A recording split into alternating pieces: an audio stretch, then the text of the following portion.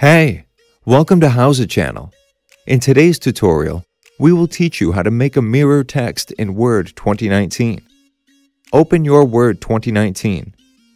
To make mirror text in Word, it has to be as an object and not regular text.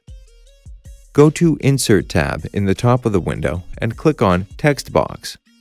Choose Simple Text Box. Place the text you need.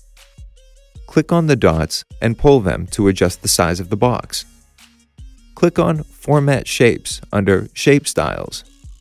Click on Effects in the right side menu and choose 3D Rotation. Set X rotation to 180 degrees. Now, let's adjust some settings in 3D format. For example, set material to translucent and lighting to special. Click on Fill and Line. Choose Fill and click on No Fill. Choose Line and click on No Line. Thanks for watching the video. Please like it and let us know if you use any of our tips and tricks. Subscribe to our channel. We upload new tutorials every day. See ya!